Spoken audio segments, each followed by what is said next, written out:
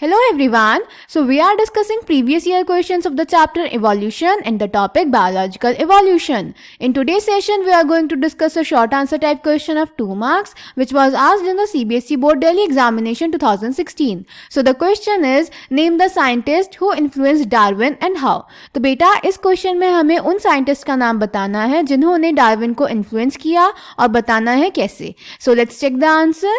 तो बेटा वो साइंटिस्ट जिन्होंने डार्विन को इन्फ्लुएंस किया था वो थे थॉमस मेल्थस. बेटा जो डार्विन की थ्योरी थी वो कुछ फैक्ट्स पे बेस्ड थी. जो फैक्ट्स दिए थे बेटा थॉमस मेल्थस ने. तो थॉमस मेल्थस ने बोला था जो नेचुरल रिसोर्सेज होते हैं वो लिमिटेड होते हैं, जो पॉपुलेशन का साइज होता है वो स्टेबल होता है एक्सेप्ट फॉर सीजनल फ्लक्चुएशंस. उन्होंने बोला था एक पॉपुलेशन की जो मेंबर्स होते हैं उनमें बहुत सारे वेरिएशंस होते हैं, इवन कोई भी दो इंडिविजुअल एक जैसे नहीं होते. उन्होंने बोला था जो वेरिएशंस होते हैं वो इनहेरिटेड होते हैं. उन्होंने बोला था थ्योरेटिकली तो जो पॉपुलेशन का साइज है वो एक्सपोनेंशियली ग्रो करेगा, जो कि हम बैक्टीरिया की कॉलोनी में देख भी सकते हैं, पर जो रियलिटी है उसमें पॉपुलेशन का जो साइज है वो लिमिटेड होता है, यानी कि हर एक चीज के लिए नेचुरल रिसोर्सेज के लिए कंपटीशन है. तो इन सब फैक्ट्स पे बेस्ड डार्विन ने अपनी थ्योरी दी थी. डार्विन ने बोला था जो भी इंडिविजुअल बेटर अडेप्ट करेगा वो ही सर्वाइव करेगा, क्योंकि जो कंपटीशन है वो है नेचुरल रिसोर्सेज के बीच में. तो जो बेटर अडेप्ट करेगा वो ही नेचुरल रिसोर्सेज को ज्यादा अच्छे से यूज कर पाएगा और वो ही सर्वाइव कर पाएगा.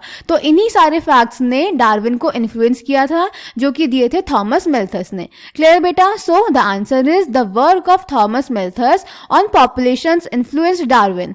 Natural selection is based on certain observations which are factual. For example, natural resources are limited, populations are stable in size except for seasonal fluctuation, members of a population vary in characteristics. In fact, no two individuals are alike. Even though they look superficially similar, most of variations are inherited, etc. The fact that theoretically population size will grow exponentially if everybody reproduced maximally, this fact can be seen in a growing bacterial population, and the fact that population sizes in reality are limited means that there had been competition for resources. Only some survived and grew at the cost of others that could not flourish. So beta, I hope this question is clear to you. Thank you.